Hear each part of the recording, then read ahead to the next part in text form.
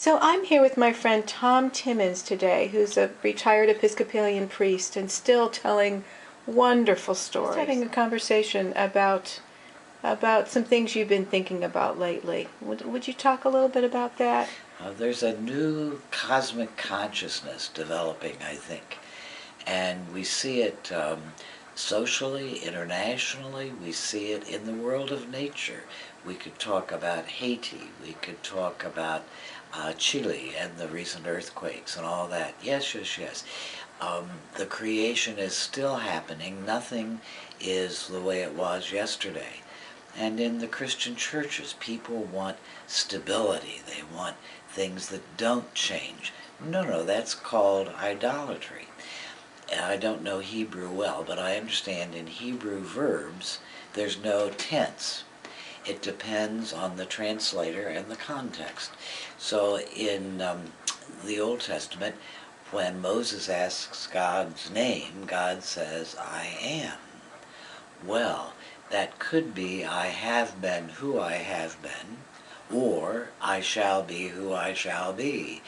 But it's dynamic, it's changing all the time.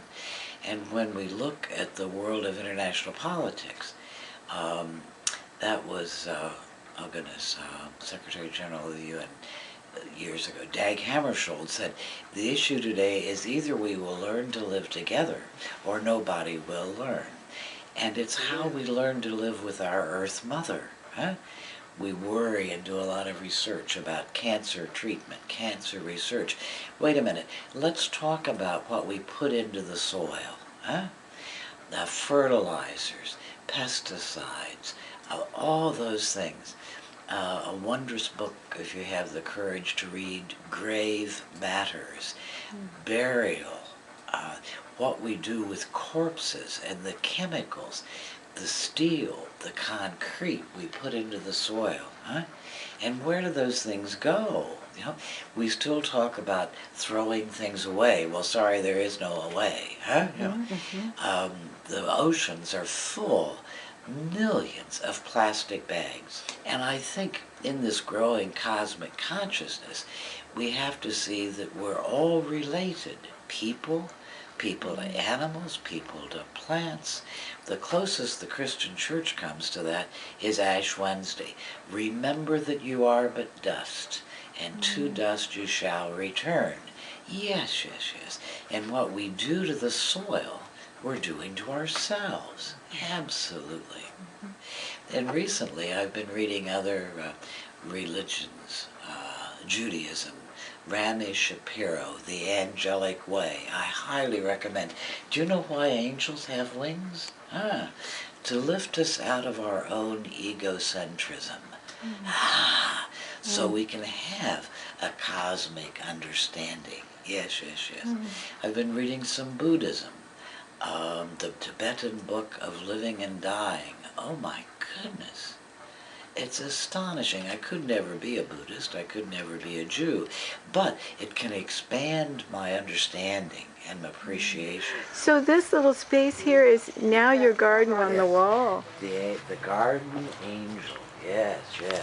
That spoke to me at a garden store. And then, of course, St. Francis is one of my favorite people. Oh, yes. That's St. Francis. Murray Bodo, Roman Catholic Franciscan. And he wrote the little book, Francis, The Journey and the Dream. That's the book I've read and reread more. I've worn out 3 copies. I love that little book. And you know what, Tom? I love this feature. You've actually got a mirror in the garden, and that's a wonderful thing, Isn't that curious? And the way it reflects the light. To look inward. Oh, to absolutely. keep looking inward. Oh, absolutely. Yeah. That's essential. And to remember. And the older I get, the more time I spend remembering people, places, experiences. Oh my God. I haven't talked with you at all about my trip to Auschwitz. That's over 25 years ago, but that was a life-changing experience. In those days, people didn't go to Auschwitz very many because it was so difficult behind the Iron Curtain and all that. I'm old enough to remember the first photographs in Life magazine. How could this be? How could this be? But Elie Wiesel, who's written more about the Holocaust than anybody, says that if there were a sin on either side of the Atlantic during those days, the sin was disbelief. Yes, yes, yes. Nobody could believe it. Franklin Roosevelt, Winston Churchill, other world leaders had pleas before them to bomb the railroads to Auschwitz because that would have stopped it. But they couldn't believe such a thing could happen. And so the prisoners at Auschwitz even heard airplanes flying over. Yeah. But they didn't drop the bombs on the railroads. Jesus, Mary and Joseph. No, we better believe. Open your eyes. I think it was Teresa of Avila said, if you can't pray, pay attention.